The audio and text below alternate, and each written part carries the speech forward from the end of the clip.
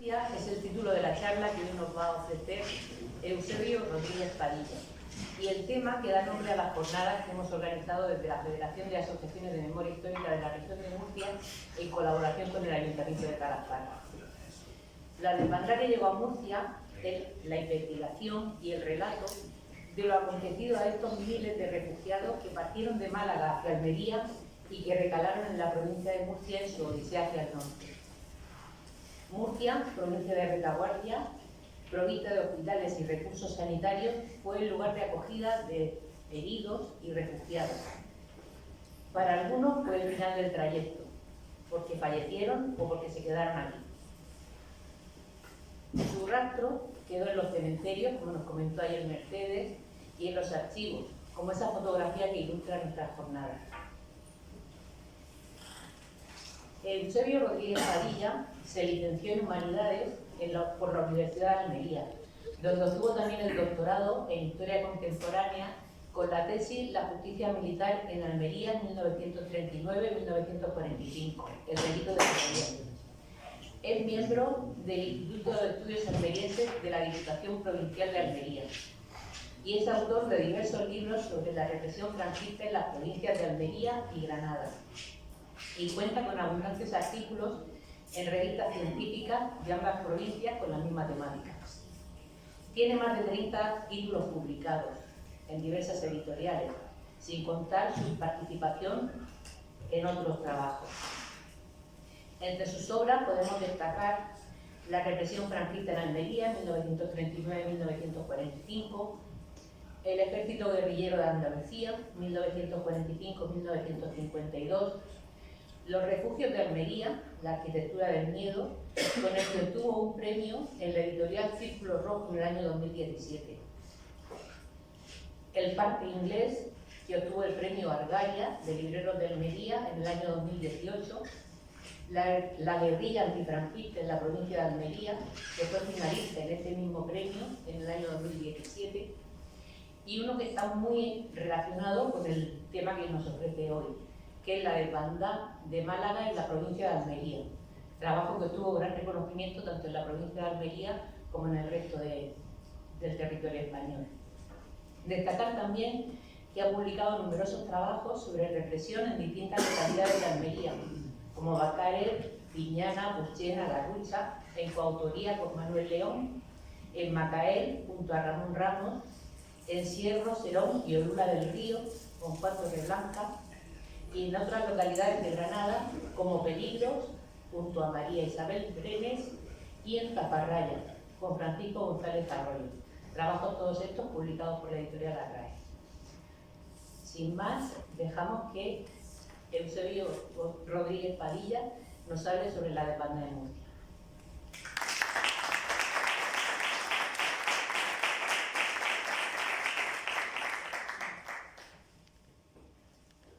Hola, muy buenas. Supongo que me toca a mí hablar ahora. Yo voy a hacer una petición para empezar. ¿Podéis enfocarme al público o no puede ser eso? Que yo vea al público. Lo van a calentar en la bolsa al ordenador, ¿no? ¿Algún médico en la sala? No.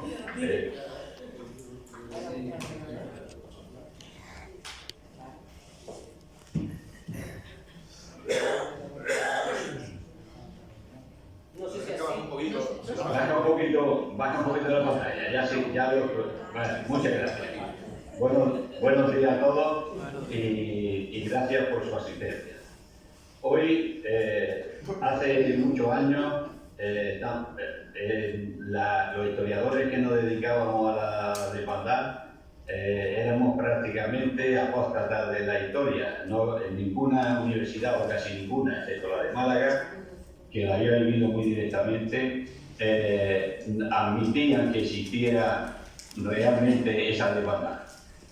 Fuimos unos pocos los que empezamos a trabajar y a documentar esto. Quiero señalar a Lucía Prieto, Encarnación Barranquero, Andrés Fernández, Maribel Brenes y a mí mismo. Fuimos los que empezamos en su momento en cada una de las provincias, dos primeras profesoras de la Universidad de Málaga, en Málaga, los dos segundos, Maribel y Andrés, en Málaga, y yo en Almería, los que empezamos a trabajar esta temática que hoy, casi 20 años después, está ya prácticamente reconocida por todos de que realmente existió. Bien, entrando en el tema, decir que el 6 de febrero del 37, 3 columnas rodeaban Málaga a la espera de lanzarse sobre la ciudad. Lo que ocurrió principalmente y lo que desmoralizó a la población civil fue que las autoridades militares militares y civiles abandonaron la ciudad dejándolo abandonado sin propiciar la defensa, ni siquiera se molestaron en retirar las líneas de vanguardia de las milicias que debían de defender la ciudad. Como anécdota os contaré que el coronel que debía de encargarse de la defensa le dejó como regalo a su compañero de promoción, el general Franco, el brazo incorrupto de Santa Teresa, que luego, como todos sabemos, lo mantuvo toda su vida en su mesita de noche para que le protegiera, ¿no? Fue el único militar que después de la guerra no fue depurado. Es verdad que no lo ascendieron mucho, pero no fue depurado como el resto de los militares que se mantuvieron fieles a la República, porque realmente poco se mantuvo a la República. La primera pregunta que se nos planteaba y se nos sigue planteando a los historiadores es ¿cuántos salen de Málaga? Si hacemos caso a la radio de Queipo de Llano, unas 200.000 personas abandonan Málaga. Abundando en la investigación, encontramos que el capitán de carabineros que mandaba la línea a la salida de Málaga comunica a las autoridades locales que son 200.000 personas, dato que coincide con el de Queipo, con lo cual queremos decir que podemos afirmar que Queipo lo único que hizo fue reproducir lo que ya había hecho el capitán, dando esa cifra. Nosotros no podemos cuantificar pero sí, la cantidad, porque es verdad que Málaga no tenía esa población, pero sí es verdad que se habían acogido a todos los refugiados del campo de Gibraltar y todas las ciudades primeras que caen al principio de la guerra. Estaban como refugiados y por tanto el censo de la ciudad no era cuantificable, ¿no? También otro mito, otra idea generalizada que tenemos es que todos lo hicieron a pie, caminando como pudieron. Tampoco es una verdad completa, muchísimos sí lo hicieron, pero podemos constatar que hubo personas con nivel económico que utilizaron sus vehículos particulares y llegaron a Almería y se asentaron en buenos hoteles, en los mejores hoteles de Almería, y esos nunca contabilizaron como refugiados, que habían llegado con sus vehículos, se habían estacionado en hoteles de más o menos calidad o tenían familiares, con lo cual no podemos tampoco censarlos porque no recurrieron a la ayuda del ayuntamiento. La mayoría es verdad que lo hicieron a pie. Fueron los que salieron de última hora cuando se dieron cuenta que estaban abandonados. Sabemos que todo el que tuvo vehículo lo hizo en el vehículo, con lo cual, aunque algunos se aliaron y entorpecieron la marcha de los que iban caminando, tenemos constancia de una compañía de teatro que llegó con su vehículo más o menos cargado de su equipo y proyectaban hacer el día 8 en el Teatro Cervantes de Almería una obra a beneficio de los que iban a llegar. La llegada de estas personas en vehículos fue lo que dio el aviso al gobernador civil de que algo gordo se aproximaba.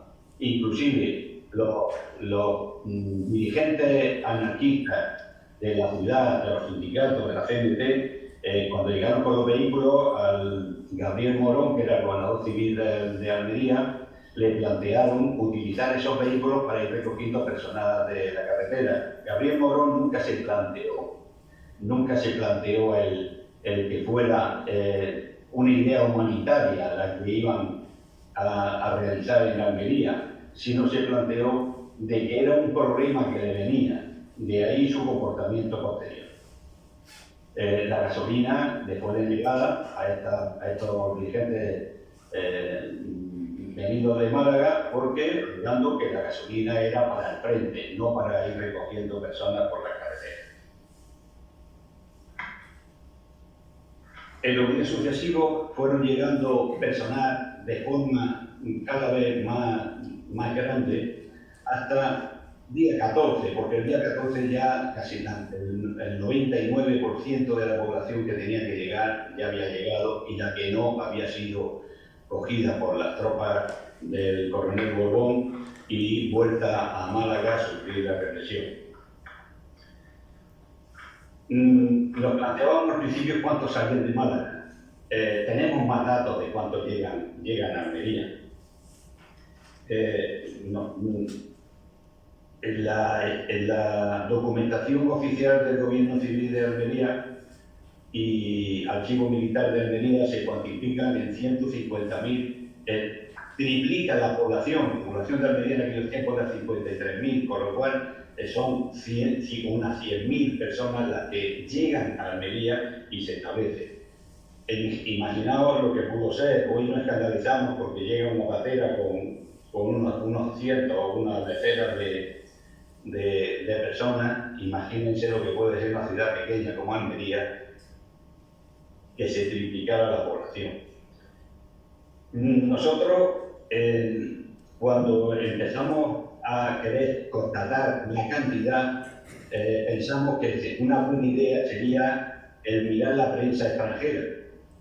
Y la prensa extranjera encontramos diferentes cantidades, pero casi todas nos llevaban al mismo corresponsal, que era un señor holandés que se llamaba Hepburn, que era corresponsal de un periódico holandés, en el que comunica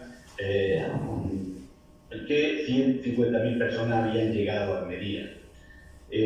Con lo cual queda bastante enmarcada la cantidad de personas que hay que darle alojamiento, alimentación y sanidad. Estoy insistiendo un poco en Almería porque todos estos hechos se van a reproducir en Murcia, con sus peculiaridades, están en otras medidas, porque tanto las autoridades locales como las autoridades gubernamentales tomaron esta avenida de personas como algo que tenían que solucionar. Gabriel Morón se plantea quitárselo del medio desde el primer día que llega. Y la primera solución fue todas las calles de Almería estaban abarrotadas. Inclusive se utilizan hasta los tinglados del puerto, que solamente cubrían el shock, para poder alojarse. Las autoridades murcianas se plantean de que es un problema social y hay que darle solución. Cuando llegan a cualquier de los lugares que llegaron, plantean los refugiados de Málaga, plantean 4 problemas fundamentales: habitacional, alimentario, sanitario y de seguridad. El problema habitacional en Almería, pues se ocupan todas las casas que hay disponibles, todos los hoteles, todas las fincas, las cuevas, hasta establos se encalan para que puedan ser utilizados como habitación para estas personas. También hay que recalcar de que la mayoría de los que llegan a Almería eran mujeres y niños, porque claro, los jóvenes entre 18 y 44 años, 45 años estaban o movilizados o estaban militarizados y quedaron en la ciudad. Los que llegan, aunque llegaron bastante personal joven, y ahora lo diré para qué se le utiliza. En Almería se ocupan todas las iglesias, el cuartel de carabineros, la escuela de arte, los juzgados del puerto, todos los portales de la ciudad, todas las casas vacías y chalés, hoteles, fondas, pensiones, hospedajes de todo tipo, inclusive, como he dicho, la escuela y las cuadras. En Murcia, Gabriel Morón lo que intentó es quitárselo del medio. Primero llenó todos los pueblos de Almería y cuando se le acabó pensó en Murcia y en Alicante. Esas dos ciudades fundamentalmente, porque Murcia era la limítrofe con Almería. Aquí de contar de que Almería estuvo 3 días sin prensa porque todos los vehículos de Almería se dedicaron a transportar personal a los pueblos de Almería, a Murcia y los barcos que había en el puerto a Alicante. El planteamiento inicial de Murcia, de autoridades murcianas, fue admitir un refugiado por cada casa. Este planteamiento era novedoso porque en Almería no se planteó, fue voluntad de los propios habitantes de Almería los que acogieron, según llegaban, fundamentalmente acogían a niños. A los padres no los dejaban, a la madre o al abuelo. No les dejaban como mucho el portal, acogían fundamentalmente a niños. Murcia pone como norma, cada familia acoge un refugiado. Como no daba cabida a Murcia, siendo mucho más ciudad que Almería, luego se aumentaron de 1, pasaron a 2. Y hubo gente que no quería tener. ¿Qué se articuló? Bueno, usted no quiere tener, pues va a contribuir con 5 pesetas al día por cada refugiado que le corresponda, para que ese refugiado se le pueda dotar de alimentación y de habitación en el lugar que le corresponda. Rápidamente Murcia se llena de refugiados y el segundo tema para dar son los refugios. Refugios son grandes edificios que tenían poca utilidad en el momento de la guerra y lo que se hace es utilizarlos como adecuados, pero realmente no estaban preparados para ello. Una vez que Murcia ya no puede admitir más, se empieza a enviar personal a los pueblos, con el mismo sistema. Si hay una casa-habitación que pueda ser utilizada como lugar de residencia, se utiliza. Si no, eran también acogidos por familias con el mismo sistema, un refugiado por cada. Luego, en muchos casos, se vuelve a hacer que se cojan más de uno. La peculiaridad que tienen los pueblos con Murcia es que cambiaban cada mes. Un vecino acogía a un refugiado y al mes siguiente le tocaba a otro vecino. Eso era cuando los que llegaban a los pueblos eran pequeños. Como ocurrió en Almería, fundamentalmente se acogían a los niños antes que a los adultos.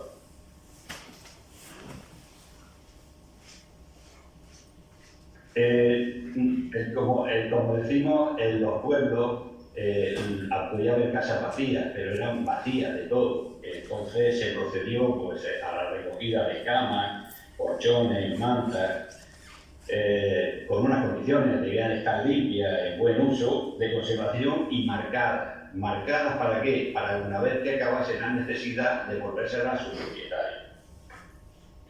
En el sistema de los refugios Colmena, Murcia se distinguió porque eligió grandes edificios, demasiado grandes y demasiado insalubres. Por ejemplo, tenemos ahí una relación que mi compañero igual se la están poniendo, yo si quieren se la leo.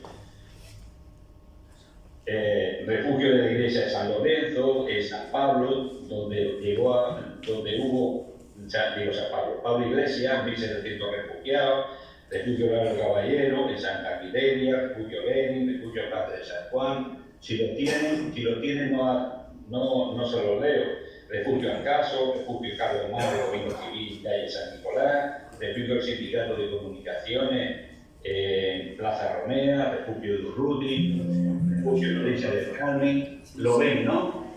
Sí. ¿Lo están viendo? Sí, esta es la que estamos Vale, entonces, verán que es una relación extensísima, ¿no? Pero también los edificios se agotan y se empiezan a utilizar los centros oficiales o públicos, como el Centro Popular de Llano de Brujas, el Taller de Obras Públicas, el Control de Teléfono de Murcia, la Casa Provincial del Niño, el Parque Móvil de la Plaza de Santo Domingo y la Oficina de Gas de Gómez. Como veis, estos edificios eran centros de trabajo, no eran lugares de habitación, con lo cual las condiciones cada vez iban empeorando en cuanto a la situación.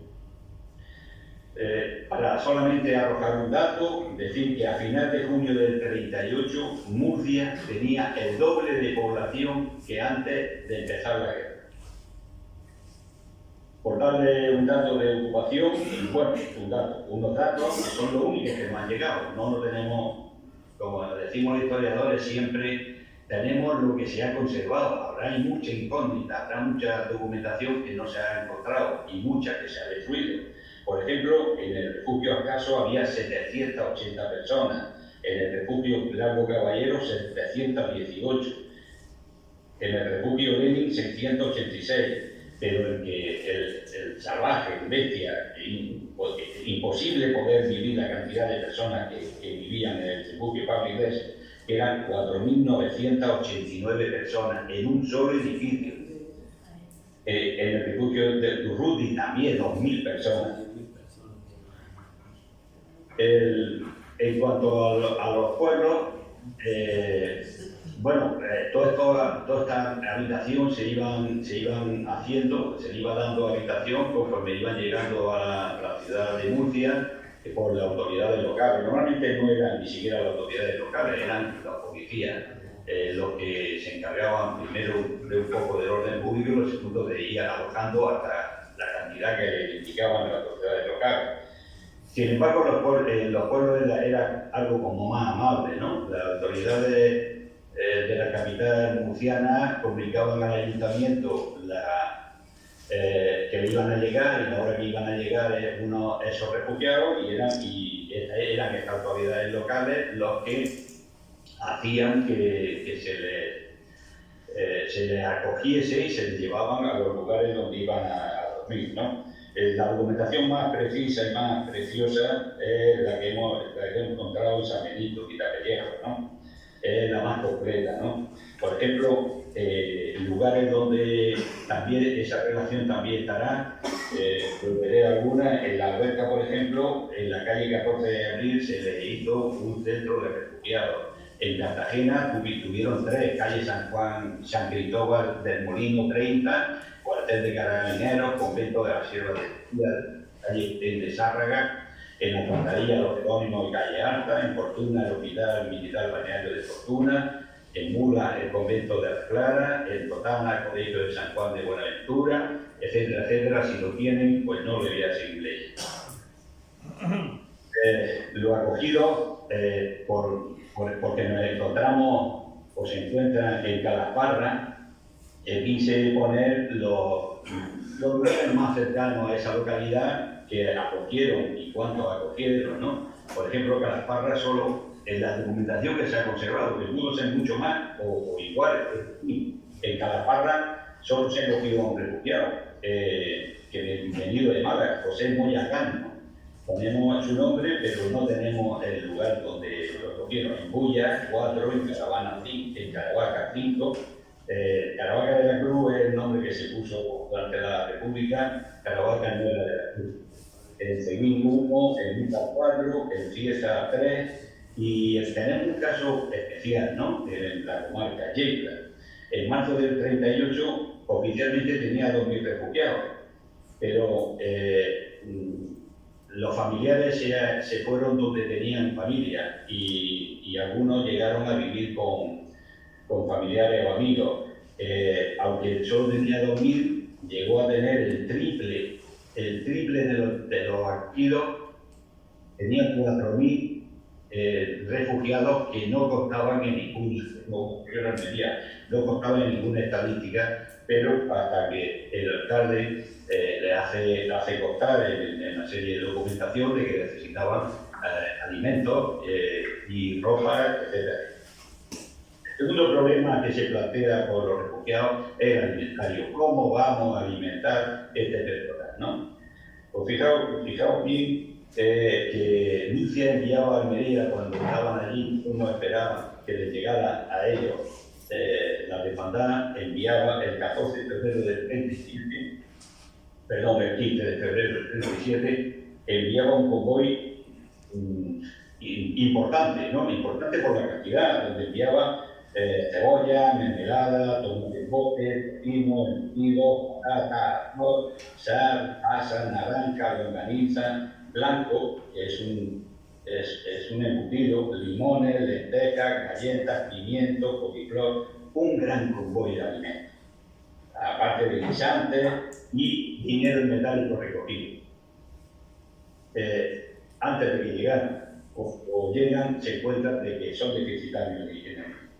Hay datos altruistas como el Regimiento de Artillería de Murcia, donde una vez a la semana se quedan sin comer los soldados para los 1.700 raciones de comida dárselas a los recién llegados, refugiados. Aunque todo lo que estamos viendo parece que era todo idílico, ¿no? Pero aparece en la documentación que hay personas que están en contra de la acogida de los refugiados. Por ejemplo, voy a nombrar a Antonio Gómez Guillamón, que era un almacenista de ultramarinos, es decir, un mayorista, que se niega a vender lentejas a los refugiados. Y por eso se le abre expediente en el ayuntamiento. En Alquería no querían pagar las cuotas que había que pagar para poder alimentar a los refugiados. El sistema creado en principio para alimentar a los refugiados fue la creación de comedores, el mismo que en Almería. Los comedores sociales se distribuyen por todas las cafeterías, todos los restaurantes, todos los hostales, y era prácticamente obligatorio. Tenía un problema de que lo daban de 1,5 a 2,5 y el precio del cubierto era de 0,50 pesetas. El sistema de comedores sociales daba mucho trabajo porque había que derivar del consumo de la ciudad alimentos, y era más importante que la siguiente medida que se hace, que los propios refugiados pudieran ir donde quisieran a comer a cualquier restaurante, pero para ello había que dotarlos de unos vales, unos bonos, y había que conseguir que siguieran funcionando, aparte de esos vales para poder comer en cualquier sitio, que los que aún siguieran sin tener medios absolutamente de sobrevivir porque estaban abandonados de la vida. Por ejemplo, ya debería ver los comedores sociales se habilitaron para impedirlos por el trabajo sin medios de vida, es decir, personas que tenían problemas físicos, menores de 14 años cuyos padres quedaron en zonas rebeldes, hijos de combatientes fallecidos.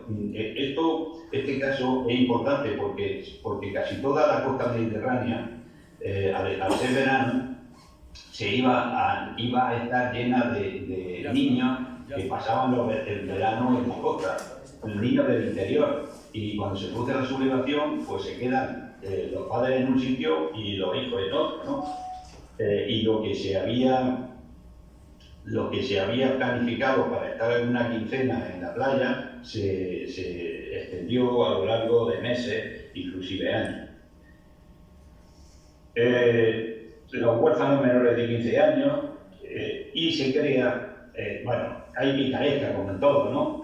Los adultos mandaban a los niños a estos centros, comedores sociales, a que cogieran comida y iban en varios meses, con lo cual hubo que idear el que un carnet donde se ve, era el carnet de racionamiento, como lo hemos conocido, pero era el carnet de racionamiento en su origen, no el que luego se dio, ¿no?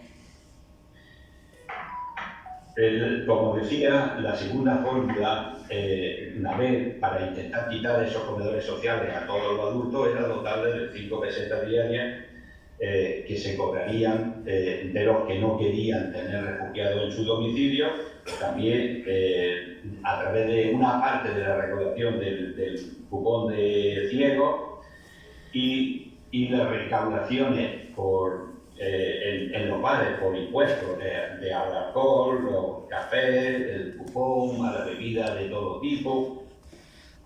Aparte de que empezaron a admitirse colaboradores. Los colaboradores, por ejemplo, siempre son los mismos: el Socorro Rojo, el SIA. El Socorro Rojo en Murcia, en el Palmar, mantenía 500 familias en una población como el Palmar.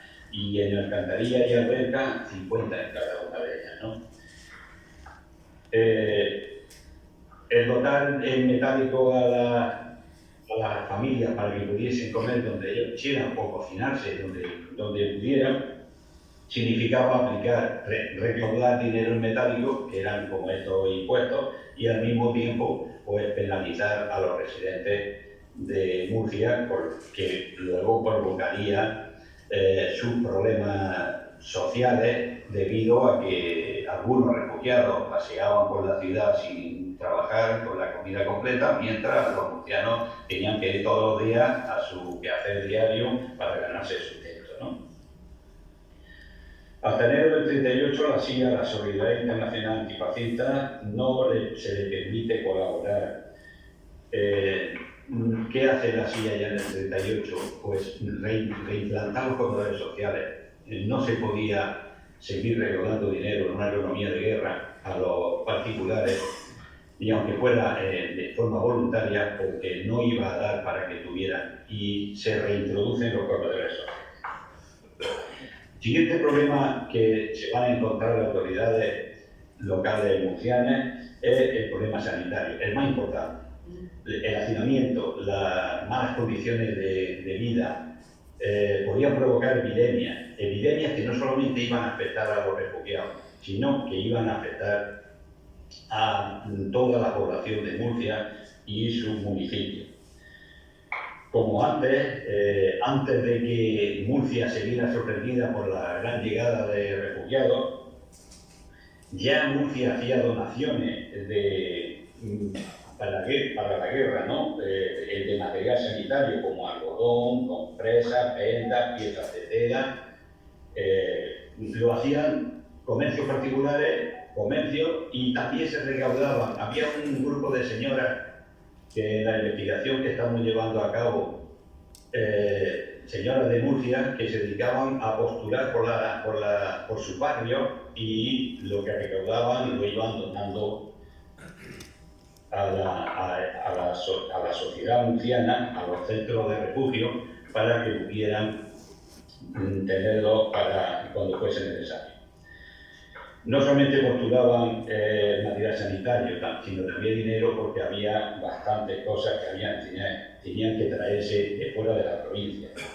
El ayuntamiento elige una persona significativa. Ahí os envié una foto de San Miguel Tarazona. Fue el primer fundador de un hospital para refugiados. ¿Se ve ya San Miguel Tarazona? No, creo evitarlo. Bueno, pues déjalo. San Miguel Tarazona fue el gran responsable de la sanidad de los refugiados. Un personaje desconocido, como casi todos aquellos que luego fueron vetados para ejercer su profesión. Era médico y no pudo volver a ejercer, y bastante que se salvó de la prisión. Como decía antes, el primer problema era la enfermedad de hipertrofia, los piojos, los parásitos y el tifus. Para eso hay varias como diría yo, varias campañas de vacunación del tifus, ¿no? No hay constancia de epidemia. Lo mismo ocurre en Almería, no hay constancia de epidemia. Salvo una pequeña nota que aparece en una documentación en Almería, no hay constancia de epidemia. Pero, como los historiadores en una situación así se repita continuamente, lo más probable es que sí la hubiera, pero se silenciaran o que no fuesen realmente importantes. porque, como digo, en Almería no hay constancia hasta que aparece un documento en el que dicen que en el túnel de mineral, donde había alojado personas, se había producido un pequeño conato. Y se silencia, no hay más. Pensar que en una economía de guerra el conocimiento, la campaña, el tener la retaguardia, hay que tenerla poco informada para que no cunda el pánico y funcione los oculistas de la quinta columna. Pasado un año, los refugios Colmena está clarísimo que había que desalojarlos. Esas cantidades de personas no podían vivir hacinadas en esas condiciones, porque al final lo pagaría toda la población murciana. Por ejemplo, el refugio Pablo Iglesias, que acogía en ese momento a 1.700 personas, 1.000 personas fueron enviadas a Cuenca y otras 700 se distribuyeron por los domicilios de la ciudad y fue cerrado por las malas condiciones higiénicas y sanitarias. El convento de la Verónica, la documentación es palmaria, es que parece que era imposible que se pudiese llegar a aquello. Dice literalmente: el desbordamiento de las letrinas y excrementos corría por las habitaciones junto con las basuras y los orines que sus ocupantes arrojaban por todas partes.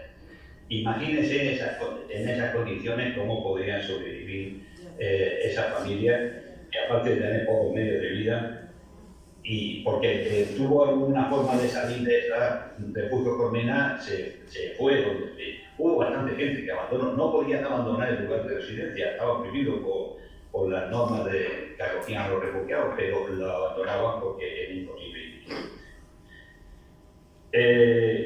Por ejemplo, en julio del 38, la mayoría de los refugios ya no eran aptos para su uso. ¿Qué se hace? Pues se empieza a mandar o a abandonar de forma voluntaria los refugiados. Las ciudades de Murcia o la provincia de Murcia empiezan a correr por todo el arco mediterráneo y vemos que los que en 1937 llegaban a Almería lo estamos encontrando en enero-febrero del 39 ya en Cataluña. Cuando les sorprende en noviembre-diciembre del 38, principios de enero del 39, se produce la gran ofensiva de Cataluña, donde a ellos les va a pillar establecido o intentado establecerse en Cataluña y muchos van a pasar la frontera a Francia. Y al acabar la guerra algunos regresan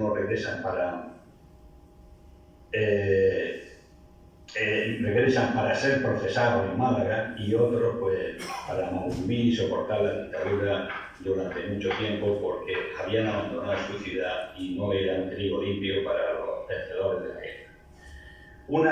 Algo que hizo magistralmente la ciudad de Murcia, porque por la premura en que se pone en funcionamiento, fue la estufa de desinfección y despejamiento. En Almería no hay nada ni parecido, ¿no? En Almería como digo, el gobernador civil Morón vio a los refugiados como un problema, no los vio como algo que había que solucionar y se lo intenta quitar del medio. Murcia, desde el primer momento, fijaos bien la fecha, 25 de febrero del 37, se planea el hacer la estufa de desinfección. Es un centro de despejamiento y lavado de ropa, dotación de ropa limpia, con una caldera donde las ropas que les quitaban la hervían para evitar deserción. El 15 de abril estaba totalmente ya en funcionamiento. Se instaló en el hotelito de Clotilde Romero. Leo literalmente porque no conozco a esta señora que estaba en el rollo. Me dice una compañera que era el barrio del Carmen. Disponía, y me imaginaba para la época, disponía de ducha, peluquería, baño, calefacción y agua caliente. Su director, quien fue el mismo que hemos visto antes, el doctor San Miguel Tarazona, una figura que yo creo que la ciudad de Murcia debería de conocer. hay documentación, yo me documenté poco, es muy poquito lo que hay en el Tribunal de Respeto y en la causa general. El tránsito de cuando llegaban refugiados eran llevados allí, eran desnudados, su ropa llevada según dicen, carrillos especiales para llevarlo a la cartera de cocimiento, y se les dotaba de ropa. Decir que tenía esta caldera de desinfección tenía una capacidad ordinaria de funcionamiento de unas 500 personas al día, pero en caso necesario podía llegar hasta los 2.000 personas al día. Todo el personal que atendió ese centro de despojamiento era personal murciano voluntario. La investigación que estamos llevando a cabo sobre la ciudad de Murcia y su comportamiento con la desigualdad, aparecerán muchos de esos nombres, muchos seguro que son conocidos para el público o la familia más de Murcia. Se les daba ropa limpia, pero ¿dónde se conseguía la ropa limpia? Veíamos antes de que había mujeres blancas que pasaban por los barrios, pasaban por las casas, iban recogiendo la ropa que en condiciones de uso limpias, aunque fueran usadas, se iban recogiendo y llevando hasta este centro. Pero por obra y gracias a iniciativa del alcalde Piñuela, se creó el proceso un taller municipal. Se instaló en la Casa del Niño y en este taller se hacían camisetas, jersey, americana, chaleco, mono, camisa, calzoncillos. Es lo que más se hacían, calzoncillos. En fin, para cuantificar el trabajo del taller municipal en abril del 37 llevaban confeccionadas 12.330 prendas y recogida por aportación del vecindario 12.723. Perdón, pero es que hoy tenemos día de lluvia en Almería y humedad. Bueno, ya veíamos cómo se les trataba. La principal baza de la retaguardia murciana, de Murcia como retaguardia de la guerra, fueron sus hospitales. Sus hospitales de la Brigada Internacional y hospitales en proceso creados para atender a los refugiados y atender a la población venida o a los milicianos venidos de frente. Tenemos también una relación de hospitales que hay en la ciudad. Si la pueden ver, no la leo, pero bueno, voy a ir leyendo, ¿no? Todo el hospital provincial era dirigido por el doctor Francisco Montijano Buendía, donde nos encontramos que la mayoría de los internados en este hospital son mujeres. Y están ubicadas todas en la sala de maternidad. ¿Qué nos dice esto? Pues que la mayoría de las mujeres que estaban en ese hospital eran mujeres que habían dado a luz. En nuestro trabajo de investigación vamos a sacar, porque tuvimos la suerte de que se conservó la documentación, todos los partos que hubo y todos los niños, nombre del padre y de la madre, en donde hay algunas fichas que están más completas que otras, de todos los nacidos en Murcia, pero que sus padres eran padres de refugiados. Los hospitales que funcionaban en Murcia eran el Hospital del Malecón, el Hospital de Montseny, que era el más grande, el Hospital de la Brigada Internacional de la Pasionaria, la Casa Roja, el Hospital Radio de Bailán Couturier, un mando de la Brigada Internacional, y el Hospital de Socorro Rojo Internacional en la calle Fermín Cala. Pero también se crean hospitales en muchos de los pueblos. Por ejemplo, el Hospital de Sangre de Pablo Iglesias de Águila, el Hospital Militar de Archena, el Hospital de Sangre de Alcantarilla, el Hospital de los Baños de Fortuna, en Alhama de Murcia, en Caravaca, en Cartagena, Mazarrón, Totana, Cieza y Lleida. El último de los problemas que se plantean con los refugiados es el orden público. En Almería, el principal problema de orden público fue que había bastantes malagueños que llegaron armados, con armas, con armamento.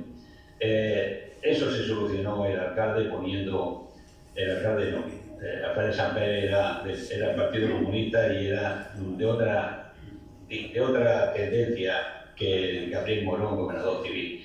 Puso un piquete a la entrada o un control, un checkpoint a la entrada de la ciudad donde eran recogidas todo el armamento para que no hubiera problemas dentro de la ciudad.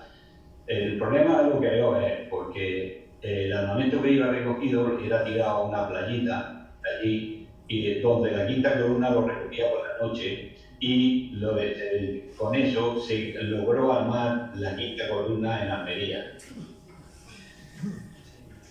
Aquí el problema era otro. Se detectó desde el Servicio de Información Militar de Valencia que dentro de los llegados a Málaga había gente infiltrado de franquistas y había que localizarlo. Se hizo de forma inteligente para poder recibir atenciones de la sociedad murciana. Tenían que tener la prueba de un carnet o una ficha. De esa forma se logró controlar a los que no querían ser identificados y alejarlos de la sociedad. Algunos fueron detenidos y otros fueron llevados hasta los tribunales de Valencia. La segunda opción, la misma que se dio en Almería, todos aquellos que estaban entre los 18 y los 45 años no podían estar paseándose por Murcia, creando un mal ejemplo a los murcianos, porque ellos veían que los murcianos veían que ellos estaban trabajando mientras los otros se paseaban. ¿Y qué hace? Pues se les obliga a que se incorporen al convento de la Isabela, sede del cuartel general de la milicia de Murcia, donde, y luego en 1989 fue el centro de detención del ejército.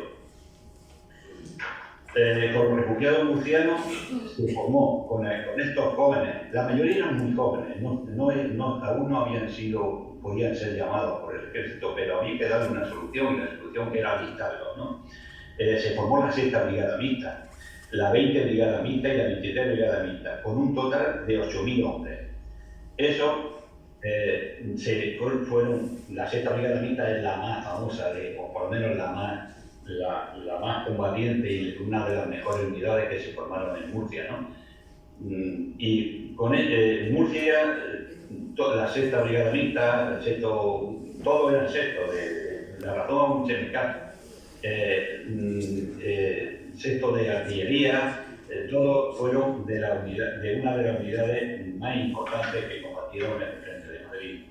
Y de esta forma, pues dio respuesta a Murcia a los problemas que vinieron derivados de la frontera. Contamos con una relación de todos los refugiados llegados a Murcia, que es tan intensa que la incluiremos en la próxima publicación sobre la desbandada en Murcia, pero no es de razón que al ponerla aquí porque sería extensísima, con decirle que la relación solo tiene 155 folios, nombres donde hemos cogido el nombre, lugar de procedencia y lugar donde se le dio acogimiento o acogida. Y con esto, pues espero haberle dado una pincelada ligera, porque según me comentaron, lo más importante es que ustedes me hagan preguntas. Y muchas gracias por todo.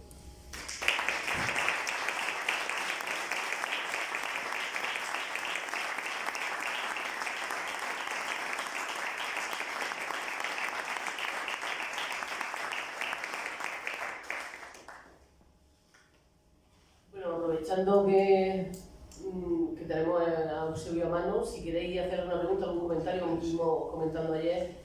No sé si está la persona que ayer comentó que en su casa había habido acogido aquí en Calasparra.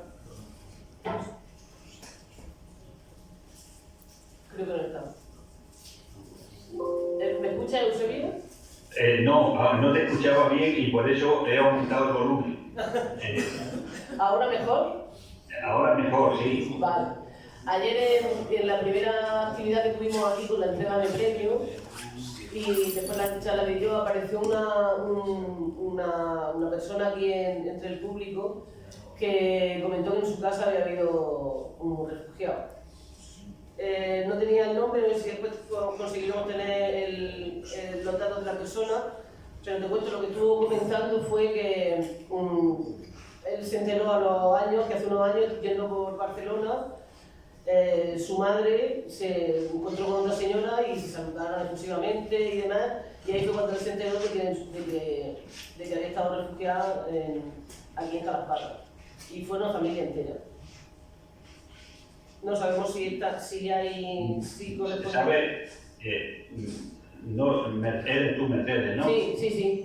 Mira, Mercedes, sabes que tenemos una relación extensísima. Tendría que consultarla porque es difícil, ¿no? Es difícil porque no nos ha llegado documentación suficiente, aunque son 145 o 150 folios, con 30 o 40 en cada folio, cada persona, cada domicilio, donde eso, pero puede coincidir. Si acaso te quedas con el nombre y nosotros lo miramos en los próximos días y le daremos contestación. Yo sé que es muy difícil porque fueron miles y miles de personas las que llegaron a Murcia, ¿no? No digo nada en Almería, donde de los 100.000 que pudieron llegar, solo se acogieron a 10.000. Eso es una gran obra también del gobernador civil de Almería, solo se quedó con 10.000. El resto lo envió o a los pueblos de la provincia, o a Murcia, o a Alicante, y llegaron hasta Francia. No sé, sí, nos quedaremos si nos hacen llegar los datos, ya lo comenté ayer en la sesión de ayer, que cualquier persona que tuviera algún dato y demás, que podía escribirnos al correo electrónico de la federación o ponerse en contacto con nosotros y para recoger los testimonios que podamos tener y compararlos con los datos que hay. Yo suelo decir que los próximos días dispondrán en Murcia de la documentación completa de la investigación que estamos llevando a cabo y en la misma federación podrán consultar si aparece un familiar, Mercedes os será de enlace para ir desgranando o poniendo luz a muchas familias, muchas personas de las que fueron protagonistas, o bien porque acogieron o porque fueron acogidas. Creo que hay una pregunta por el público, una, dos, ¿alguien más? Tres, tenemos contactiño. La fuente para la investigación, no se destrozaron los archivos por parte de las tropas de la guerra, la dificultad para encontrar la fuente. ¿Cuáles son y si es fácil o es difícil tener fuentes fiables en la investigación? ¿Has escuchado eso bien? Sí, lo he escuchado. Mira, las fuentes son difíciles, pero están ahí. La principal fuente, para mí, ¿no?, es el archivo de Ávila, pero la segunda fuente importante es el archivo militar de Cartagena.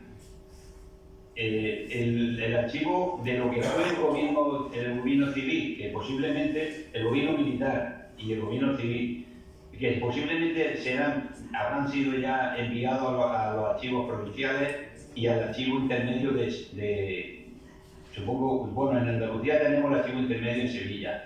En Murcia no sé si estará en el mismo Murcia, el archivo intermedio. El archivo intermedio militar.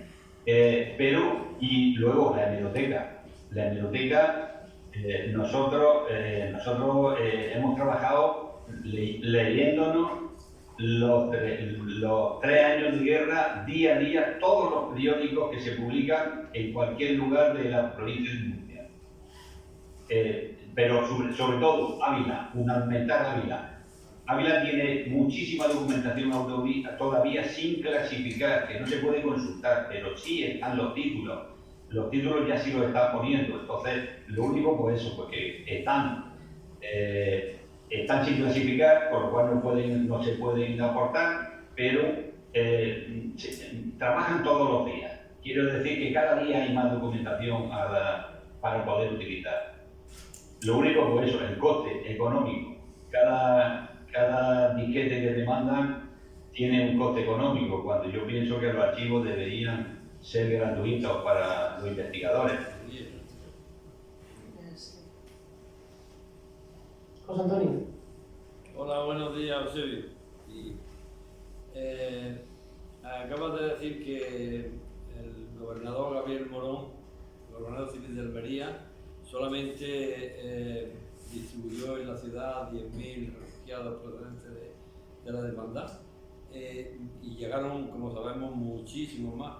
¿Hay algún motivo que explique la decisión de Gabriel Morón? Bueno, sí, he dicho que Gabriel Morón solo aceptó 10.000, pero también no es una verdad exacta. Los que acogen 10.000 personas fue el ayuntamiento de Manuel Alférez Samper. El ayuntamiento acoge solo a 10.000. Es verdad que hubo más, pero son aquellos que llegaron con sus vehículos y se instalaron en hoteles, en casas de amigos y demás, pero de los que recibían ayuda del ayuntamiento, solo 10.000. Gabriel Morón se plantea la llegada de los refugiados como un problema, y si lo que quiere, aunque recibe 2 millones de pesetas para alimentarlos por parte del gobierno, lo que quiere es quitárselo del medio y los manda a todos los municipios de Almería, pequeños que fueran. Y cuando se me acaban los municipios, empiezo a mandar a Murcia y Alicante al mismo tiempo. Murcia y Alicante, desde el puerto de Almería salían barcos todos los días y trenes para Murcia y vehículos y de todo. El motivo era porque no se planteó como un auxilio social, un auxilio a la población que venía solicitando ayuda. Ese fue el principal problema de Gabriel Morón. No se lo planteó como un problema. En Murcia tuvisteis tuvisteis, no vosotros, sino las autoridades locales tuvieron otra perspectiva, otra forma de enfocar el problema. También es verdad, me dicen mis compañeros, de que Gabriel Morón, la cantidad que recibió de refugiados no fue la que llegó a Murcia, que ya era menos. Pero sobre todo es el enfoque que se le da a un posible problema. Sí, deduzco de tus palabras que Gabriel Morón de alguna manera quiso lavarse las manos y bueno, y solucionar el problema de una manera así poco responsable, ¿no? Puede acusársele de dejar de funciones, porque entre otras tenía el atender a Yo la población, ¿no? me voy a remitir a lo que les dijo a las autoridades llegadas de Málaga, que le ofrecieron los vehículos, sus conductores, para ir a recoger a los malagueños, y su respuesta es que la gasolina es para el frente. Ahí es la importancia que le dio a estas personas. Gracias. Lola, Gracias. Yo. Hola, Eusebio. Qué gusto, siempre es muy interesante escucharte.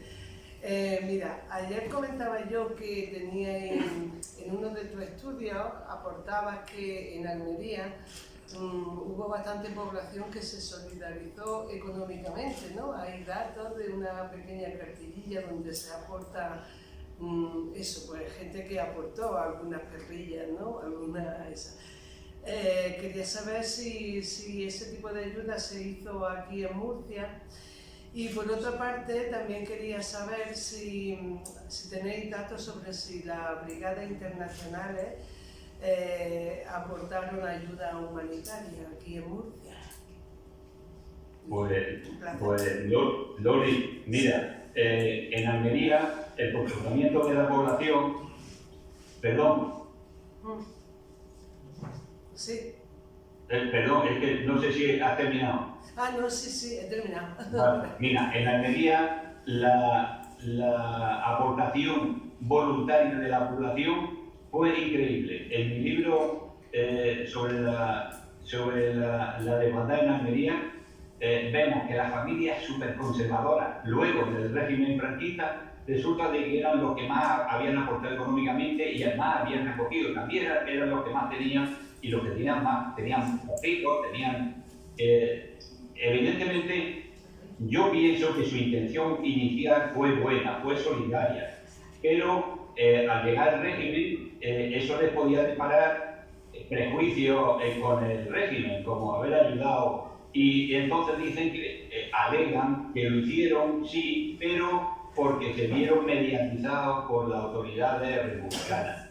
Pero el caso es que nos encontramos a la familia súper conservadora de Almería, acogiendo hasta en los portales a personal.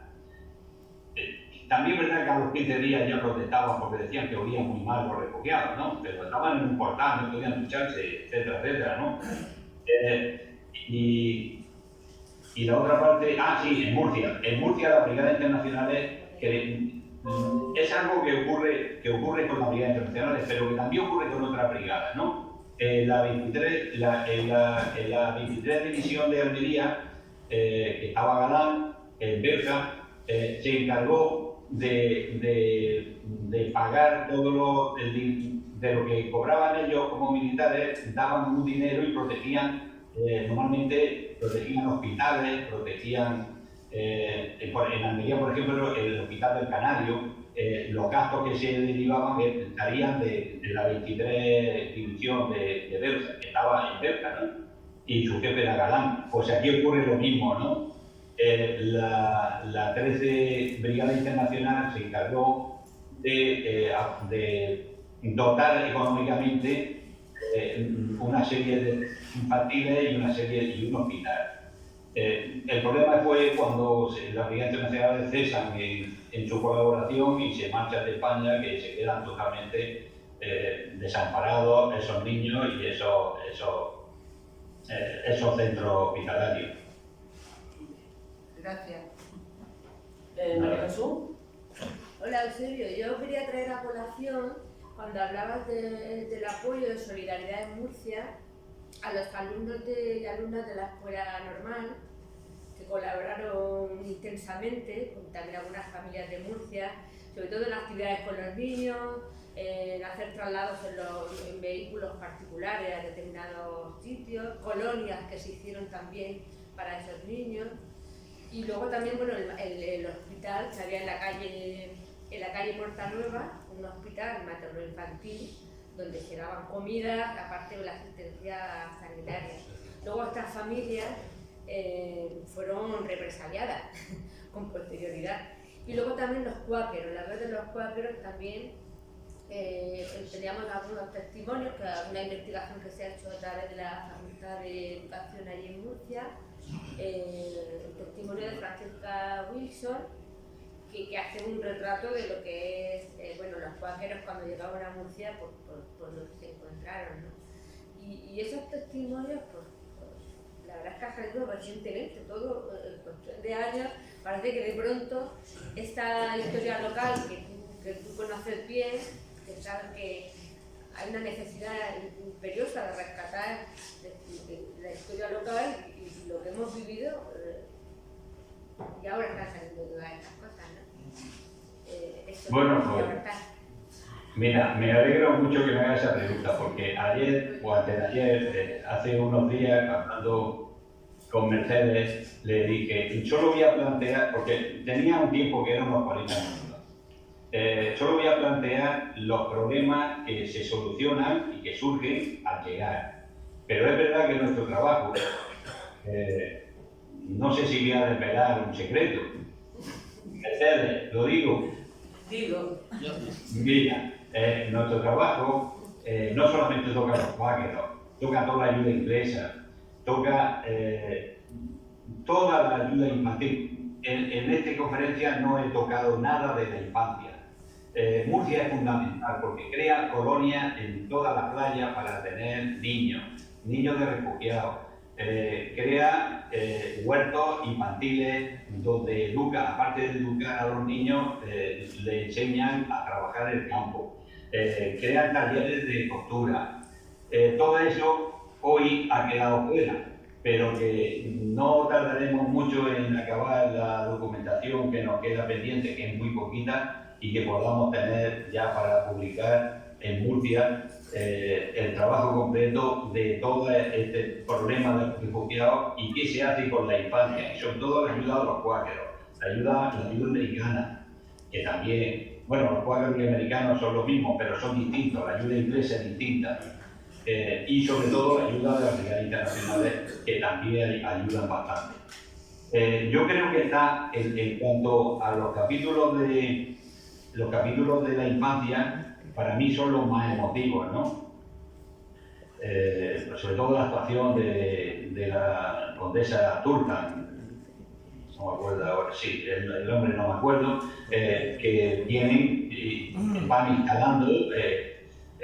Hay un chalet de un señor que había intentado, que cobraba por pasar gente a la zona, desde Murcia a la zona franquista, y le intervienen en el chalet, lo detienen, y ese chalet se utiliza principalmente como hospital infantil. Es el caso más documentado. No sé si llamamos Vietnam o algo así. Yo creo que esas dudas van a quedar subsanadas en muy poco tiempo. Antes de un año, posiblemente he publicado este trabajo y bueno, lo pondremos a disposición de todos y ya pues podré ir a Murcia, que no he ido por problemas familiares, se me han juntado todos y bueno, pues sí, por favor. Si no he contestado, si quieres te doy datos, pero tengo que mirarlo ahora porque de memoria no me acuerdo. Pero hay bastantes colonias en la playa y sobre todo en la montaña, que es la montaña, en Sierra Espuña. La documentación de Sierra Espuña es muy completa, está bastante completa, con mucha actividad. El horario se levantaba a una hora determinada, tenían que hacer esto a primera hora, luego tenían clases de no sé qué, porque no solamente... también otra cosa, los centros de natalidad, ¿no? Se crean tres, uno en Belerrubio, otro en Murcia y otro en Albacete. Bueno, el doctor que los dirige y que mete una teoría nueva en la aplicación de la medicina es fantástico. Ahora no me acuerdo tampoco del nombre de ese doctor. Pero decirle, solo le voy a exponer rápidamente lo que él piensa. Dice, el refugiado desarraigado en su casa, la mujer refugiada que entra en el centro de maternidad, entra en un centro de maternidad y viene desarraigada en su casa, y al meterla aquí, la vamos a desarraigar también de la familia. Pues eso no puede ocurrir. Vamos a crear centros de maternidad donde puedan convivir con el resto de su familia. Y además, no solamente eso, sino que durante 3 o 4 meses después del nacimiento del niño, se le va a enseñar cómo debe cuidar a ese recién nacido de forma sana y que pueda prosperar el parto. La natalidad, como podéis pensar, durante la guerra y la posguerra, era mortal, era muy mortal en la cantidad de niños que no sobrepasaba. Para mí ese señor, y lo mejor es que he conseguido una foto, ¿no? Está en Belerrubio con una señora que alimenta a esos niños, porque no todas las madres podían alimentarlos. Llegamos en condiciones tan malas de alimentación que muchas no podían alimentarlos. Si me permite un momento, el nombre del médico es Mateo Carrera Reura, ¿no? Mateo Carrera Reura. Sí, exactamente. Mateo. Ese fue un revolucionario en cuanto a las clínicas pediátricas y sobre todo a la utilización de nuevos sistemas que luego no van a ningún lado, ¿no?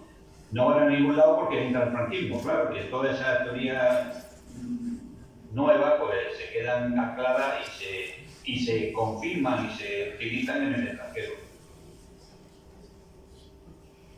¿Alguna consulta más? ¿Una pregunta, comentario? ¿Yo? ¿Cuál? Ha nombrado el hospital Pablo Iglesias, que recogió a muchísima gente. Refugio Pablo Iglesias. Refugio. Y tengo curiosidad por saber dónde estaba. La casa de los 9 pisos. Vale. Te he quitado la... He contestado yo, soy yo.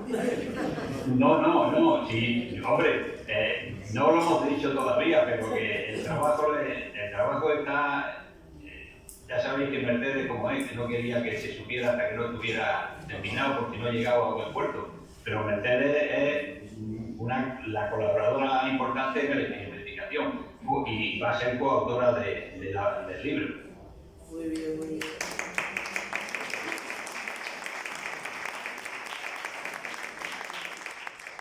De hecho, lo comentamos ayer en la fotografía del cartel de la jornada. La fotografía del cartel de la jornada, esa imagen del equipo Robert Capa, creo que está hecha en el edificio de 9 pisos. Sí. Porque era un edificio industrial abandonado y demás, y es donde aparte por la dirección, Calle Ciclovía, que el edificio de 9 pisos. Eso fue quien aportó esa información fue Rufino Garrido, que por problemas de salud no ha podido estar este fin de semana aquí, que estaba previsto que estuviera aquí. Y que también está investigando el tema del hospital de Francesca Wilson, sobre todo, y el hospital para niños refugiados. Y estamos, de hecho, una información que vamos a pasar al fondo de fotografía, a la Fundación Magnum, quien administra los derechos de la imagen. Y hicimos esa precisamente por eso, porque mostraba el edificio donde fueron instalados primeramente los refugiados venidos de Málaga. Antonio Andrés. A ver, yo quería agradecer al Ayuntamiento de Calasparra que colabore en la realización de una jornada de estas y que ponga a disposición estas instalaciones que nos permite poder celebrar esta jornada. A la Federación, porque nos permite tener y recoger la memoria de lo que fue ese pasado tan negro y tan importante en la historia de la región. Y luego a Eusebio por la conferencia y por la investigación que ha hecho, que eso que decía hace 20 años nadie sabía de la existencia de la hermandad y hoy ya lo tenemos ahí como un elemento tan importante que fue en ese proceso de asedio de los pueblos por parte del ejército que se había sublevado, ¿no? Lo digo porque en esa conferencia el ahora me permite tomar un hilo de ilusión y de esperanza, porque después de tantos años de gobierno de la derecha en la región, que haya gente que todavía quiere hacer aportaciones y colaborar, lo digo porque ellos lo van a hacer. Y pensar que posiblemente en la región todavía nos queda un gen que hizo que la región tuviera esa aportación, ese apoyo a los refugiados que venían en esa desbandada, que lo estaban pasando tan mal, y que Murcia tuviera esos 150.000 nuevos. Yo que soy de Yecla, que viese como una población perdida por ahí también, que hubiese en torno a 6.000 refugiados, según los datos que yo he visto en los últimos datos. Lo digo porque hay un gen ahí detrás, ¿no? Que parece que ahora lo hemos perdido, pero que a mí con estas cosas me abre ese hilo de esperanza que en algún momento podamos recuperarlo y que de verdad consigamos que ahora nos asustamos por 4, como decía, porque vienen 4 en una patera, ¿no? Y parece que ese es el gran problema que tenemos ahora mismo.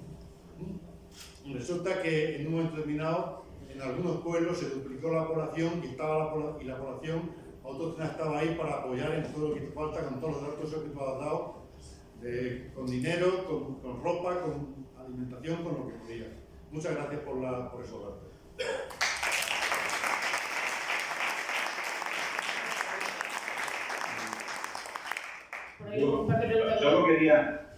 Solo quería añadir una cosa más. que en su momento no entraba en la conferencia. Los refugiados, una gran cantidad colaboraron con sus acogedores. Hay un capítulo en la investigación que se llama Los refugiados trabajadores. Muchos de forma voluntaria, si el que la acogía era fontanero, pues iba a trabajar con él de fontanero. Si era una mujer, pues se encargaba de las labores de la casa, ayudaba en todo. Es decir, el agradecimiento de los acogidos, aunque hubo también desagradecidos, fue también muy importante. De hecho, en los pueblos que hemos trabajado, en los municipios que hemos trabajado, hubo muchísimos que se quedaron luego a vivir allí. Y el caso de Murcia no puede ser distinto. Si indagamos, una vez que tengamos ya el listado completo de lo que hemos conseguido y indagamos un poco, escarbamos un poco, vamos a encontrar que muchos de los que llegaron de forma forzada se quedaron a residir. Y perdón por la interrupción. Nada, yo he pasado dos preguntas. Si me permite, el compañero de Azul del Fondo levantó la mano antes. Y gracias. A ver, yo tengo que manifestar mi sorpresa porque lo comentaba ayer con los compañeros de la desbandad, que es un tema que para la población general yo reconozco que conocí la terrible historia de la desbandad hace un par de meses por la radio. Y todos estos datos que estáis dando es espeluznante, la magnitud de toda esa inmigración de personas que fueron huyendo de la barbarie fascista. Y hay una cosa que a medida que iba avanzando la exposición se me planteaba la duda, y es la siguiente. Esa cantidad de personas, esos miles de personas que fueron expulsados por el miedo a la canalla fascista, regresaron a sus pueblos. ¿Hay datos de qué cantidad de personas volvieron a sus pueblos de origen y cómo fue si hay testimonios de esa reentrada a ese nuevo estado fascista que creó Franco? Gracias. Bueno, voy a tratar de contestar. Regresaron mucho a Málaga, muchísimo. Pero fue un regreso, para la mayoría, un regreso de rebote. Cuando regresan, se encuentran que sus casas están ocupadas por falangistas, que sus puertos están siendo utilizados por falangistas. Algunos tardaron 3 años en recuperar su casa, 3 años, y la gran mayoría no entró en conflicto con los ocupantes de su casa y ocupantes de su tierra, y decidieron venderla al precio que les quisieron dar y marchar a Cataluña o al País Vasco. En la zona de Málaga, muchos fueron al País Vasco por su tradición marinera, pero otros muchos por la industria catalana. Una gran cantidad importante decidió emigrar y abandonar los conflictos, porque además estaban mal vistos, porque no se les vendía en las tiendas, eran donde en cualquier sitio era tachado de rojo o de familia de rojo, no tenían una convivencia con los que habían ganado, que muchos ni habían ganado nada, simplemente habían sido dóciles. Como decía el compañero hace un momento, yo siempre apoyo la teoría de que en los sitios donde más castigado fue el pueblo se han vuelto más conservadores. Yo le llamo el complejo de Estocolmo. Cuanto más te castigan, más te hace de que te castiga, ¿no?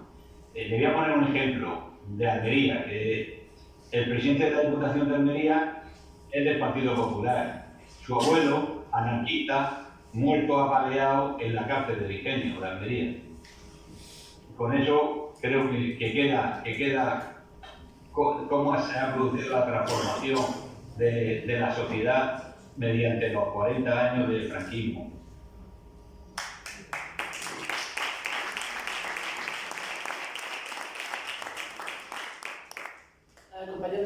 Sí. En primer lugar, muy buenos días. Muchas gracias por la disertación, Eusebio. Yo quería preguntarle, usted ha dicho que los refugiados partían en barco hacia Alicante. ¿Y el puerto de Cartagena? ¿No llegaban a Cartagena? Sí, me han refugiado a Cartagena. Lo que pasa es que Cartagena era un lugar de hecho, los que van son para curarse de enfermedades y heridas porque tenían un gran hospital de guerra, ¿no? Porque nos estamos planteando que hay muchos hospitales, pero son hospitales que los doctores no son médicos de guerra.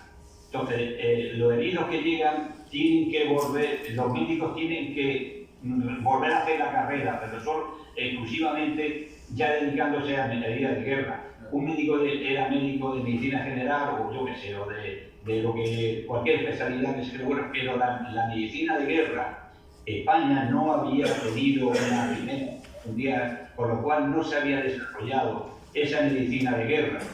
Estaba en mantilla. Es gracias a los doctores que llegan con las brigadas internacionales, fundamentalmente Francia, que tenían los mejores especialistas en medicina de guerra, los que realmente dan consistencia a eso. Cartagena era un puerto militar, puerto importantísimo, militar. No era un lugar de acogida porque era previsible que iba a ser bombardeado, era previsible que iba a ser atacado. Entonces sí se utiliza como centro de recuperación de heridos con heridas de guerra, pero no como lugar de acogida, porque está una cosa, los malagueños fundamentalmente trabajaban en lo más o trabajaban en el campo. Cartagena era industria, aunque podían, sí que llegan. A ver si puedo abrir voy a intentar abrir, sin que se me estropee esto. La base de datos debía decir exactamente nombre y apellido de los que llegan a Cartagena. Voy a ver si puedo. Hombre, si le va a contar usted ahora, no, a ver si no vamos a quedar abierta. Tendremos que comer y todas esas cosas.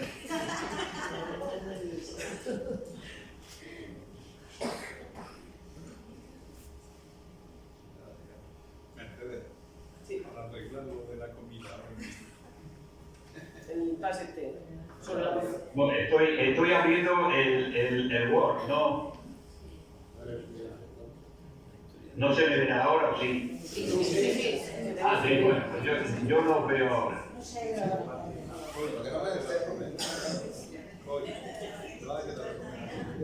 no te quedas así, que me puso un menú de degustación, me parece que sí o no. Sí, está apuntado.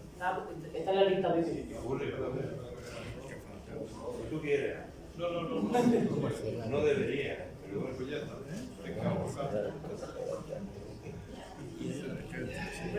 Hay dos turnos de preguntas pedidas, uno y uno por aquí y otro por allí. Ahora cuando... Bueno, no me veis, pero bueno, sí me veis. Pero Sí, te vemos. Mira, en Cartagena, en nuestro listado hay 63 personas. Te podría decir los nombres, ¿no? Pero tampoco te van a...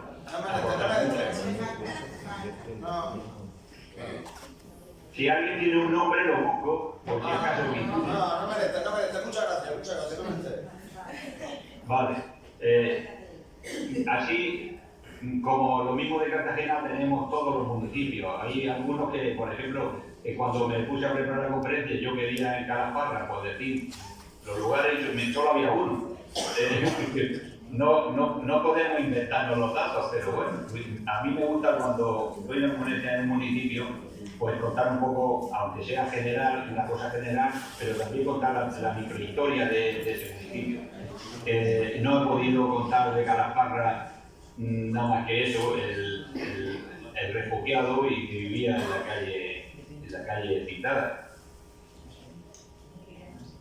Bueno, ¿algo más? Sí, hay dos preguntas más y si no hay ninguna después de esas dos, cerramos y pasamos.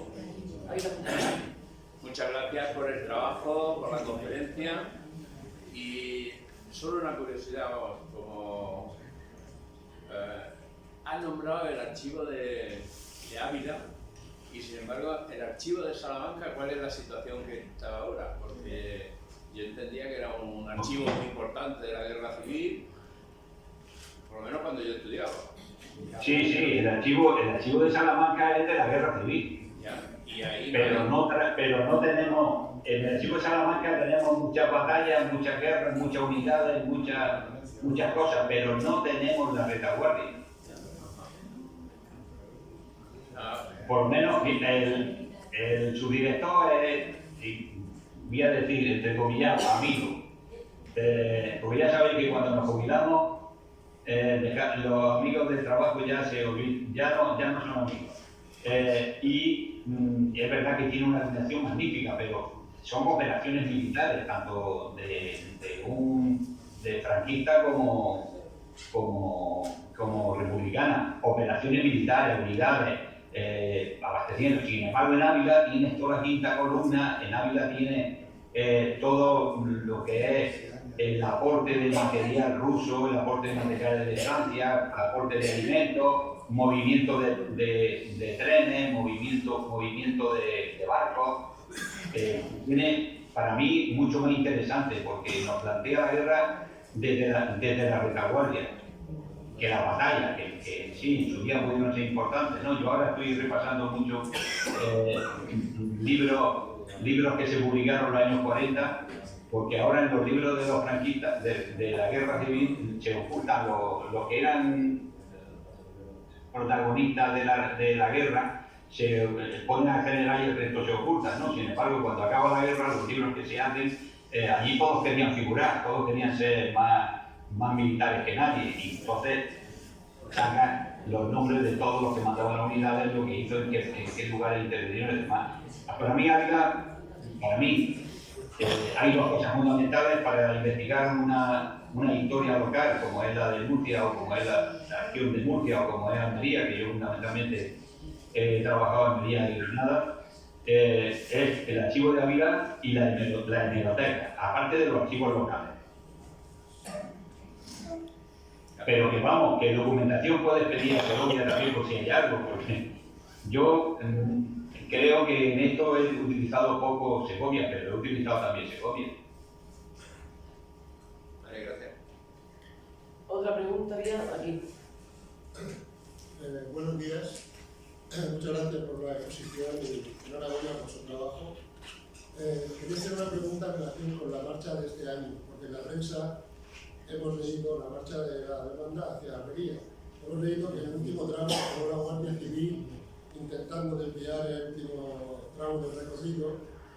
No sabemos por qué razón y si cómo está eso. Si pueden decir algo sobre eso. Ahí quizá Lola y José Antonio no tengo. Pero ahí Loli, que la tenéis ahí presente, lo puede decir mejor, porque... En Almería me conocen por Loli. Porque lo ha estado haciendo ella, y además es... Gracias. ¿Comentas tú? A ver, aquí hay una razón de peso.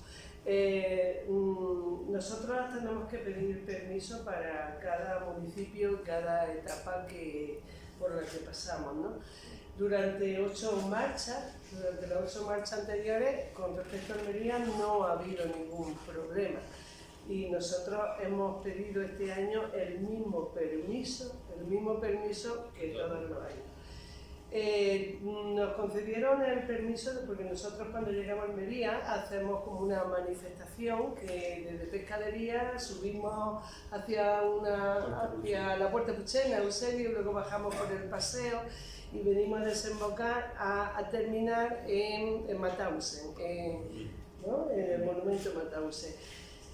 Lo teníamos concedido, pero 3 días antes de salir de marcha, un viernes, teníamos que estar el martes ya allí, recibimos una notificación de que no podemos entrar a Almería andando, como lo hacemos, hacer la entrada por la carretera que va desde Aguadulce a Almería. Nos ponemos en funcionamiento, conseguimos una entrevista con el subdelegado de gobierno de viernes por la tarde al lunes por la mañana y le contamos eso, que nosotros el martes nos ponemos en marcha, que ya tenemos que estar de viaje hacia Málaga y tal, y que no entendemos por qué. El subdelegado nos dice, vale, ahí yo estoy de vuestra parte, entiendo que es la misma notificación que todos los años, pero este año, por parte de la Guardia Civil de Tráfico, no da un informe conveniente porque no hay seguridad vial. Es verdad que el subdelegado de gobierno nos dice que bueno, que va a intentar arreglarlo, que seamos un poco pacientes, pero que en unos días nos vamos de marcha y bueno, nosotros el del sábado, lunes y martes de ese periodo de la marcha, vamos recibiendo llamadas telefónicas de la responsable, dígola porque es una mujer responsable de la Guardia Civil, en el que por medio de comunicación telefónica se pone en contacto con Rafa Morales, con el presidente, y le dice que no tenemos autorización para hacer la carretera de Madrid por seguridad vial, porque lo hacemos andando por carretera y tal. Claro, es verdad que el subdelegado, explico esto porque luego ha dado ahí una controversia, el subdelegado es verdad que nos dijo que en su momento voy a arreglarlo, pero nosotros hemos recibido esas notificaciones orales de la Guardia Civil diciendo que no podíamos. Nosotros todos los años tenemos una tarde que es de asamblea con todos los que marchamos, con todos eso. Ahí informamos y ahí se dice, nosotros entramos, vamos para adelante, como sea, nosotros entramos a la ciudad de Almería andando y lo hacemos saber así. Entonces, claro, el subdelegado pues dice, no he tenido tiempo de arreglar, os pedí paciencia, pero paciencia es que nosotros cuando estamos en Vícar estamos a 2 días de entrar en Málaga, en Almería, perdón, nosotros no podemos estar en Vícar y mucho menos en Aguadulce esperando a que se nos diga, podéis pasar. No, nosotros tomamos la autodeterminación de que vamos a pasar, como todos los años. Sobre todo porque no entendemos que sea por seguridad vial, porque nosotros, aparte de que por las provincias por las que pasamos, por las que están, digamos, de nuestra parte, contamos con la protección de la Guardia Civil, que va por delante de la marcha, por detrás de la marcha, y por toda la marcha. Aparte que nosotros ya por nosotros mismos contamos con una organización suficiente que vamos controlados, ¿no? Porque vamos, todos los que formamos parte de la organización, pues vamos con nuestro walkie, con no sé qué, informando de cómo va la marcha, va gente delante, va gente detrás que no permite que se pierda nadie, y sobre todo lo hacemos por el arcén de las carreteras. Fila de uno. En fila de uno. Y solamente vamos en grupo cuando entramos por las localidades, que cogemos nuestra pancarta y entramos a la localidad. Exactamente. Entonces, pues bueno, según todo lo que se ha extendido, se ha hecho público y tal, y a 3 días de entrar en Almería recibimos la notificación diciendo que se nos va a cortar el tráfico de la carretera de Aguadulce a Almería, cosa que nosotros no pedimos, porque nosotros no necesitamos que se nos corte el tráfico. Y hemos entrado en Almería como solemos hacerlo, en fila de A1 y como es nuestro protocolo.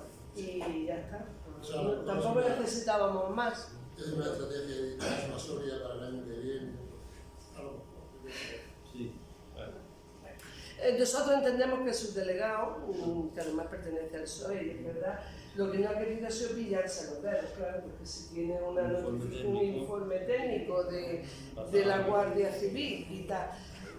Yo, bajo mi punto de vista, como Lola Sierra, entiendo, además conozco personalmente al subdelegado del gobierno, lo entiendo, pero no entiendo su actuación. Pienso que no se debía de haber esperado a 3 días antes de entrar nosotros en Almería. Se ha puesto de perfil. Él podía haber, porque dependía de él, o en este caso de la subdelegación del gobierno. Más protección. ¿No? Una protección, si quiere, no sé si me he explicado. Está bien. Nosotros, en la respuesta del subdelegado, basada efectivamente en informes técnicos y es como cargo político, como todos sabemos que es, Pues yo entiendo que no se pueda pillar los dedos, porque si ocurre algo en esa marcha, nunca ha ocurrido en las 8 anteriores, pero nadie nos va a asegurar que no pueda ocurrir en cualquiera de ellas, ¿no? En las venideras. Pues entonces estimamos que él no ha querido, pues eso, dar el paso y darnos permiso y se ha querido amparar en ese informe del técnico de tráfico. Pero si podía haber puesto, en vez de poner 8 agentes a vigilar, ¿no? o a controlar el tráfico, pues como dispone de más agentes, que hubiera dotado de más personal de protección a lo mejor la columna que marchamos por la carretera del Cañarete, que es como se llama desde Algodulce hasta Almería. Entonces no entendíamos eso y le pedíamos simplemente que no hacía falta, como ha dicho Lola o Loli, que cortasen el tráfico para nosotros solos, porque de alguna manera es algo que también puede ir en nuestra contra, ¿no? Que se tome esas medidas. Nosotros tenemos nuestra organización interna, como dice Roberto. Ellos pueden dotar de más personal de tráfico. Entonces no vimos tampoco coherente que se cortara el tráfico para que nosotros dispusiéramos de toda la carretera para nosotros, que tampoco lo utilizamos como todos los años únicamente el Arcén. Y de hecho los que fuisteis, que algunos me consta que estáis aquí ahora, fuimos por el Arcén de Fila India. Sí, yo quisiera hacer una aclaración. Nosotros teníamos que tomar una determinación y ser implacables en esto. ¿Por qué? Porque durante toda la marcha se sabe qué ayuntamiento está de nuestra parte. Nosotros, o que está al lado de la memoria histórica. Pasa como aquí, ¿no? Nosotros podemos gozar de estas instalaciones porque el ayuntamiento de esta localidad está amparando estas jornadas, ¿no? Durante la marcha nosotros atravesamos ayuntamientos por los que se nos niega el paso. No nos lo pueden prohibir, pero por ejemplo no nos dejan pernoctar, por lo que tenemos que pernoctar dos noches en varias localidades. Tampoco nos prestan el servicio de guardia civil. O sea, no, de policía local. De policía local. Luego tenemos que ir por nuestros propios medios y por eso nosotros mismos montamos un sistema de organización fuerte. Sin embargo, en los ayuntamientos que nos apoyan, pues la ayuda es más en instalaciones, en protección de la guardia y tal. Si nosotros cedemos a lo que nos está planteando Almería, quiere decir que en otros municipios también lo van a hacer y nos lo van a prohibir. Y el año que viene ya en Barcelona. Y el año que viene ya en Barcelona. Efectivamente. Entonces, pues ya está. Por eso hemos sido fuertes y hemos sabido que contamos con la ayuda de todos los... Bueno, no con la ayuda, de la gente que estaba ahí decía para adelante, para adelante, para adelante. Es que hay etapas, por ejemplo, la de Muñeca hasta Lobreña, de Castel, de Ferro hasta Las Rábitas, desde que entramos, pasamos Calahonda y entramos hacia Castel, que vamos por la carretera nacional 340, ¿no? que está transitada, ¿no? Es antigua, pero está transitada. Pues creemos que corremos el mismo peligro o estamos expuestos al mismo riesgo que la del Cañarete, que está de Almería. Y sin embargo, como dice Loli, hemos tenido el apoyo de la Guardia Civil, puesta por el mismo ministerio, el del Interior, como todos sabemos, que es el que rige tanto en Málaga como en Granada, como en la provincia de Almería.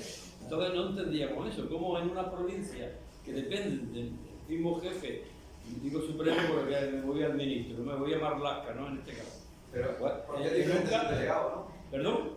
Es diferente subdelegado. Es diferente subdelegado. El subdelegado de Almería no es el mismo que de Málaga.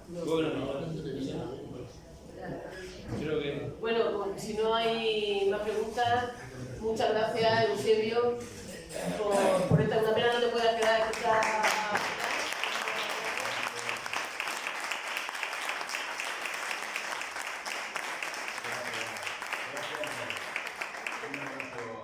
A todos los compañeros. Esta tarde nos vemos en la mesa redonda. Sí, Sí, ¿me mandáis el enlace? Sí, te digo que lo haces. Un momento. Hoy los homenajeados,